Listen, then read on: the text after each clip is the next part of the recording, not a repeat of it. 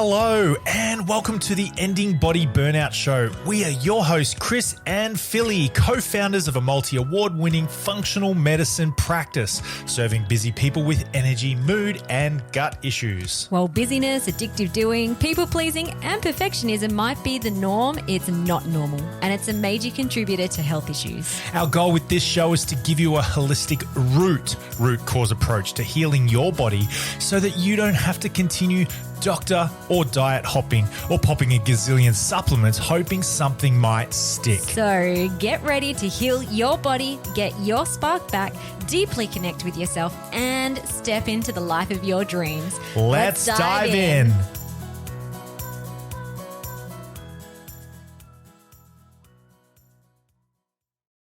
Hello, welcome to the Ending Body Burnout Show. We're so excited to share with you a topic that Chris and I are really passionate about. Now, this episode today is a little bit different to usual. We're not specifically talking about how to end your body burnout or even specifically health, but we are talking about a topic that we're very passionate about, and that is around preventing sex trafficking. So if you don't know already, our holistic healing practice, Chris and Philly Functional Medicine, are partnered with Free to Shine, a truly amazing child protection organization in Cambodia that helps keep girls in schools and out of sex brothels. Now, I did an interview with Nicky Mih, who is founder of Free to Shine, back when we originally partnered with this organization, and I think that was back in 2021. So we have been supporting Free to Shine for the last 4.5 years. And we originally did this interview as I think it was a Facebook Live. So we wanted to share the interview on the podcast today because it's still really relevant to the work that Nicky and Free to Shine are doing to prevent sex trafficking. And you may or may not be aware, but every client that works with us in a one-on-one capacity, so whether that's through a Connect the Dots initial consult or working with us inside our Ending Body Burnout method, we give 1 day's worth of safety and education to keep girls in schools and out of sex brothels. So if you have worked with us in the past, I want to say a very big thank you, first of all, because you have also helped us to support Free to Shine and to put a stop to what I think is one of the worst things that are happening in the world. So Nicky, there's a little quote that Nicky said in the interview, and she also writes about this in her book that she wrote. So she says, "I can't live in a world where girls are being tortured with acid, electrocuted and raped and do nothing about it." And I mean, we absolutely agree, which is why we do give that day's worth of safety and education to girls in Cambodia for every client that works with us. Now, I want to share Nicky Mih's bio so you can just get a feel for how amazing this woman is.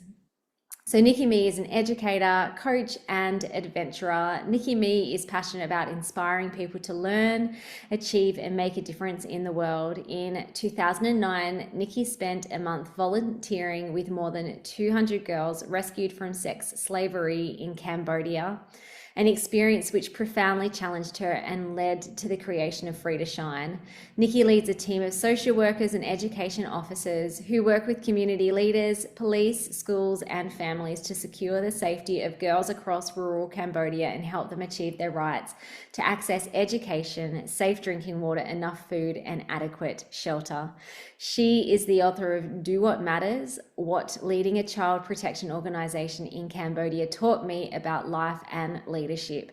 And I know that you're going to find this interview one confronting, because she does share some of the really horrible things that are happening in Cambodia and in many other places in the world, but also super inspiring in the way that Free to Shine is working to address sex trafficking at a root cause preventative level before these kids even go into sex brothels. All right, let's dive into today's episode. Welcome, everybody. to Chris and Philly Functional Medicine. Today we have an awesome interview with the lovely Nicky Mih, and we have Philippa Billette is going to be chatting to Nicky, and we're super stoked to bring to you this interview. But I reckon we just cut straight to it, guys. If you have any questions, make sure you chuck them down in the comments down below. We won't be able to answer them while we're going live, but we'll get back to you as soon as we can. But right now, thanks for tuning in. For those of you who join us as we go, thanks for joining us. Stick around as long as you can, but handing it over to the lovely Philippa and Nicky. Thanks, guys. Thank you. Awesome. So yay, I'm so excited to be talking to Nicky today. So first of all, I want to do a little pick of her book, Do What Matters. So Nicky is an author. She is also founder of an amazing organization, which I'll let Nicky tell you all about. It's called Free to Shine. The reason why we're doing this interview too is we've actually partnered with Free to Shine, which is an organisation that helps keep girls in Cambodia in schools rather than in brothels. And as parents, Chris and I, with our own little girls, and just thinking about the type of things that happen in other countries, even in our own country, putting girls and other children into sex trafficking, it is just the worst thing that I think could ever happen in this world. So we really wanted to get behind Free to Shine and help make an impact in the lives of these girls and their families and their communities. So Nicky, I'd love you to introduce yourself and let us know a bit more about Free to Shine. So it was founded in 2010, so that's 11 years ago. And I'd love to know why you were inspired to begin it. Cool. Awesome. I'm really pleased to be here. Thanks for having me, Chris, and thanks for having me, Philly. It's a pleasure. I'm Nicky Mih, co-founder and managing director of Free to Shine, which is a child protection organisation in Cambodia, specifically to prevent school-aged girls being trafficked into the commercial sex industry. So it did begin in 2010. And where did it begin and why, what was my inspiration? I suppose it began with, for me, reading a bunch of books about the plight of women and girls in different countries around the world. And those stories really upset me, but at the same time, they really, really inspired me too. So, for example, from Mukhtar in Pakistan, who was sentenced to a gang rape as a punishment for a crime that her brother allegedly committed, to 10-year-old Nujud in Yemen, who walked into a courtroom and requested they help her get divorced. And I read these books and I hated that such awful things happen, and I wanted to help, and then I didn't know how. So after reading each book, I'd place it carefully back on my bookshelf and I'd just go about my life as usual. And one day, because I had this niggling feeling constantly, and one day I just realized that I can't keep reading these books but doing nothing about it. So I made a promise to myself that the next book I read, no matter what the issue, what the country, I would do something. And then the next book that I read was about sex trafficking in Cambodia. And I learned that girls are being tortured with acid, electrocuted and raped because we're doing nothing to stop it. And I knew that it was time for me to step up. Yeah. So it was about 12 years ago now that I went to Cambodia and I spent a month with survivors. And I asked them how we could help. And that was when I learned that the day they got rescued, the traffickers didn't go without a girl. They just went out into a rural village and took a new young girl to replace them. And they said to me, Nicky, go out to the rural villages, find the girls who aren't in school and get them into school. And when I looked around the room at them, they were each shaking their head that not one of them had been in school when they were trafficked. And they believed if they were in school, they wouldn't have been trafficked, they would have been safe. And so I began talking to every organisation I could find. I began researching, and I found that there were really great organisations that were collaborating with the police on rescue operations. There were aftercare centres for survivors when they were rescued. There were even legal teams working within the justice system to try to bring about prosecutions. Yet I couldn't find any organisation out in these rural villages that was specifically identifying these next girls before the traffickers did. So that's what we do. Yeah, I love that too. I think that's what, when Chris and I wanted to align ourselves with an organisation and a charity that we could give back to as well. I really loved what you do, because it's not so much about, yes, we need to support these girls that have already been through these horrible experiences. But what I love about what you do is that it's really getting at the root cause of why it's happening even in the first place. And like, even from a health perspective in functional medicine, it's all about getting to the root cause of your health issues and, why you're feeling this way and why your life is this way.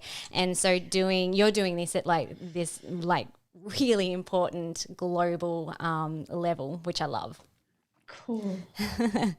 So tell us a little bit too about the sex industry. So how many people are currently enslaved? Because like you said too, we read, especially in the Western cultures, we read these books and it's like, oh, that's awful. And then we put them back on the bookshelf and we don't really understand the magnitude of this stuff that's happening around us. So globally, there are more than 4.8 million victims of forced sexual exploitation. And on average, they are held in captivity for 23.1 months. 99.4% of them are women and girls. 21.3% of them are children. That's awful. That is just all of it's awful. All the numbers are awful, but the fact that a quarter of them are kids too. When I was reading your book, and not that I want to dwell on the awful things that happen, because this book is probably full of more of the hopeful and inspiring things and the way that the girls and the families are changing lives and their own lives.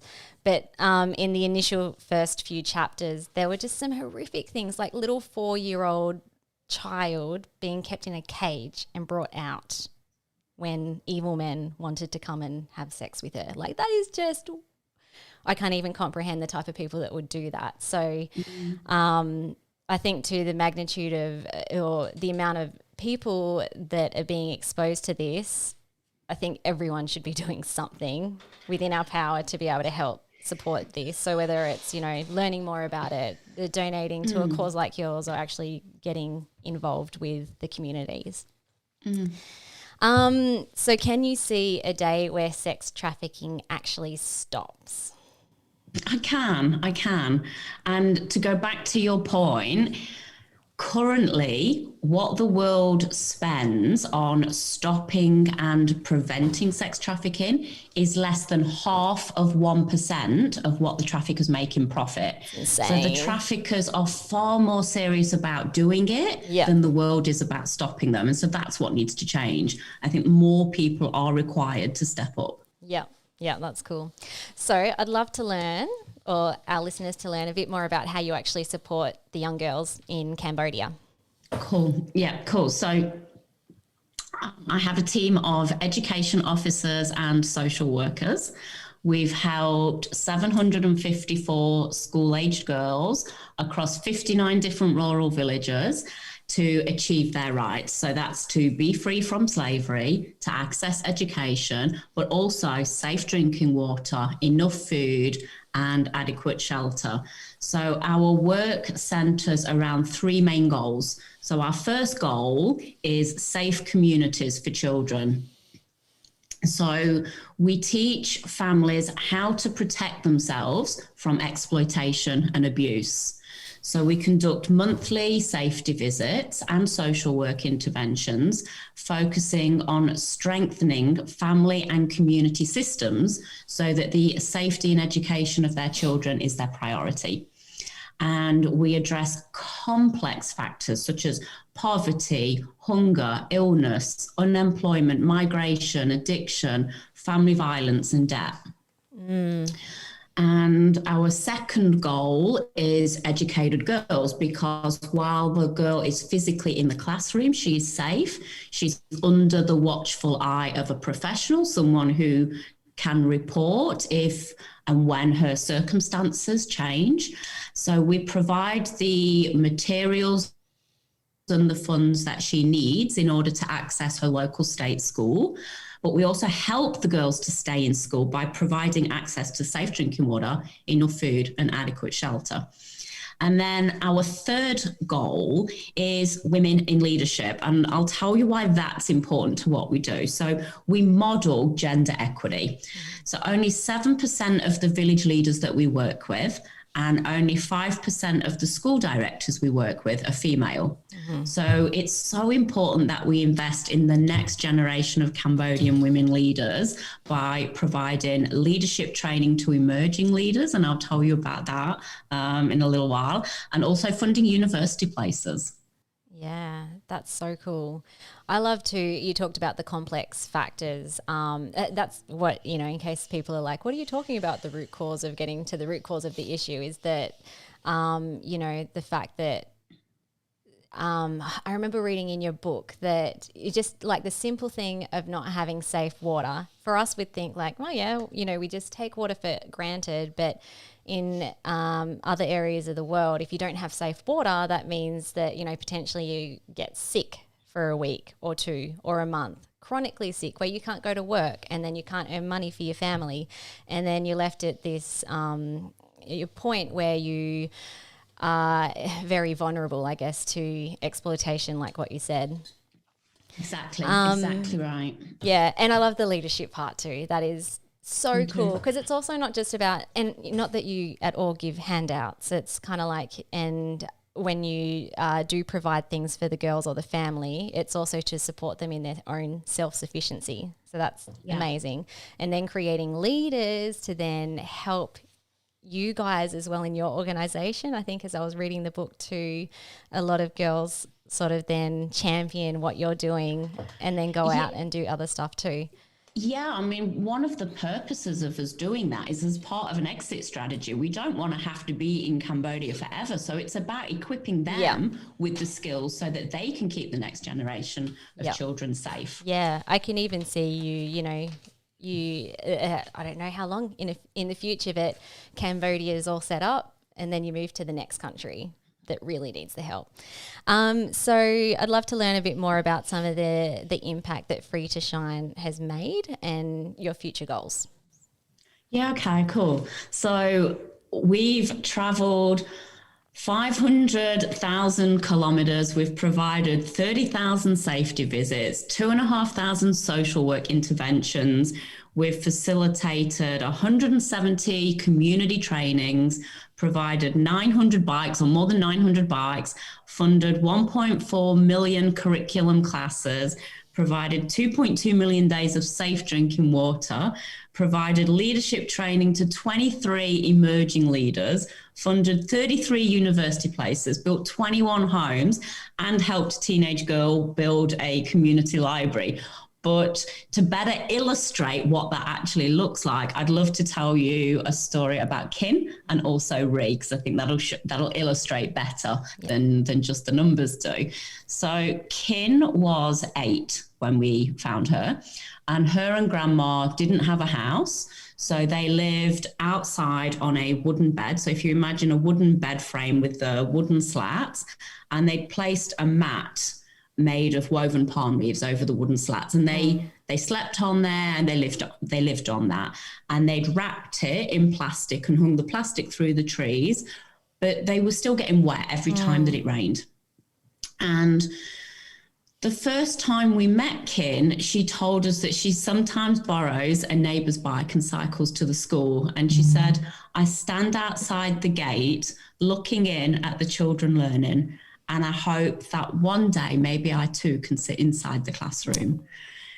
So we we enrolled her in school. We got her the uniforms and the shoes and the bag full of books and pens that she needed. But more importantly, we visit her every month to ensure that she stays safe. Mm-hmm. And we built her and Grandma a small home of their own. Yeah, that's awesome. And yeah, Kin loved school from day dot. She loved school. When we met her, she also had a 10-year-old sister who'd also never been to school, but who had already been sent to Thailand to work. So we worried about her and we hoped that we'd be able to get her back safely and also get her into school. And after a year, we were able to enroll her in school too.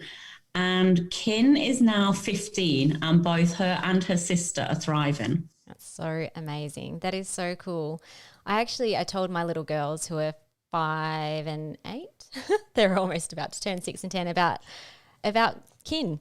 I told them about the house or the not house that they lived in, and then how that I think my girls are actually complaining about wanting to go to school. And I said, you are so lucky to be able to go to school. Like, it's actually illegal not to go to school into Australia, I think. Correct me if I'm wrong. But and then I explained to them too that some people live in a house where it's just glad wrap for the walls, and then to go from that to now thriving, that is just so awesome. And I love the numbers. I think your business partner is an accountant. Yeah. The numbers give it substance, but then the stories give it the heart. And I think that's what people connect to too. Yeah, totally. It's nice to get both. To really see and get a flavour for what it is. Yeah. And if I can, I'd love to tell you about Ree as well, because I think your listeners would love to hear about Ree. So Ree is 14. And she has this belief that if she works hard, she can achieve her goal, and her goal is to be a teacher. And I guess one of the things that I've learned, so my book is about 34 lessons that I've learned. So one of the things that I've learned is that despite the challenges they face, and they face challenges that we couldn't even imagine, despite the challenges they face, so many of the girls on our program are eager to share their knowledge and improve their communities. And Ree was concerned that her community had nowhere to come together in the evening to read and to learn. And the nearest place that they were using was far enough away that the children were cycling home in the dark on busy and dangerous roads where there had been accidents. And so Ree asked us if she could borrow a few more library books and also a whiteboard and some pens, because she wanted to start her own small library from her house, and she wanted to begin tutoring a small group of children in literacy and maths. Cool. So that was cool. We'd had a few girls that had wanted to do that. But when we saw Ree's strength and determination, we invited her to be part of our Emerging Leaders program. And once she joined that, her plan just grew from a few books and a whiteboard to actually building a library and a community centre. Wow. And she did that, and her mum uses that community centre to teach adults in her village not to be violent to their families, to teach them about the effects that it has on them. Yeah. And her dad teaches the almost lost art of Sanskrit. And he said that he envisions his library as a key part to being like a role model for other villagers. So I just love that story, because Ree lives in extreme poverty, facing challenges that none of us have to. And yet she has this cool ambition to help and serve her community. And also the library too, and learning. Like when you're in those extreme conditions, you would kind of think, well, I would kind of think that, it'd just be more about getting enough food on the table, whereas they have these big visions and they make things happen from nothing, which is amazing. Yeah, they really do. I think because of where it began with the Khmer Rouge war, it's their parents were denied an education. So they believe that the poverty that they're in, the struggles that they face, like how hard their life is because they don't have that education. So they know they want an education, because through education they can change it. Yeah, that's so cool. And I can see too where you have come from too. It's almost like a round circle of reading lots of books, and then having these girls just devouring books. It's so cool. Yeah. So, how could our listeners find out more about what you do and what Free to Shine do? Yep. So I think a really cool place to start would be with the book. It's called Do What Matters, What Leading a Child Protection Organization in Cambodia Taught Me About Life and Leadership. So that'd be a really cool place to start. That they can get that on our website. Woo. Yep. That's what it looks like. So they can get that on our website, which is freetoshine.org. It's also available on Amazon. And then also on our website, they can read our impact reports. So we do quarterly impact reports and also annual impact reports. And they're really good places to begin. And there's also some videos if they want to actually see what it looks like. They can watch some videos. Would be, Yeah. I just want to say something else about your book too. I'm a very avid reader as well, and a pretty high critic, but I think Chris would know. I'm in bed reading it, and I don't want to put it down. It's an awesome book, even just from a storytelling point of view. You will love it and get a lot from it. Thank you. And also too, if our listeners would like to get involved, or any ways that we can help out, what are some of the ways that people can get involved with what you do? Yeah, great. So you might have a listener who might be interested in sponsoring a girl. We've got 118 girls awaiting a sponsor, so that would be one really cool way. You might have a listener who works in a company that's got more than 20 employees, and they could find out for us if their company has something called a workplace giving program that we could get added to. That would be really helpful. And you might have a listener who runs their own business, and they might be interested in our Business Matters webinar. So whichever ways they might be interested, if they contact us through our website, through the contact page, then we'll help direct them to the best place for the type of support that they'd be most interested in. Awesome. So good. Well, I think that is all the questions answered. Do you have anything else that you would like to add? Just that I am really happy to have partnered with you guys. It's such a nice alignment of what you're wanting to achieve with parents. Yeah. So I'm really happy to work with you guys and with the community that you've built. Awesome. Thank you. Yeah.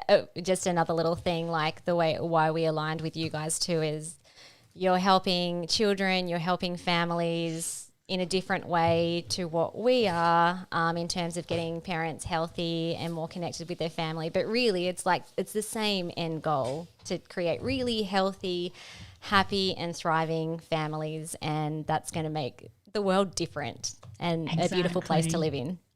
Exactly. So thank you so much for coming on. You're most welcome. It was awesome to chat. And if anyone has any comments, then, feel free to pop them down in our comment section. I'll also put a link to the live video straight to your website so that people can easily find you guys. Fantastic. And any other resources that I might find useful to point people to. Yeah, brilliant. Awesome. Cool. All right. Well, thank you so much, Nicky, for jumping on, guys. Thank you so much for tuning in. Those of you who have, Nicky, we invite you to stick around. We'll have a little bit of a chat after we finish this live stream. But for everybody else, thank you so much. Make sure you leave a comment down below if you want more information, and we'll talk to you guys soon. Thank you, everybody. Bye. Thank you so much for listening. We so appreciate you. If you'd like to give us extra smiles, drop us a review and spread the love by sharing this episode. You can also rate your own state of burnout and the root cause contributors by taking our Ending Body Burnout Assessment on our website. And if you're interested in learning about our group or one-on-one Ending Body Burnout programs, shoot us a DM via Instagram or Facebook. Have the best day ever.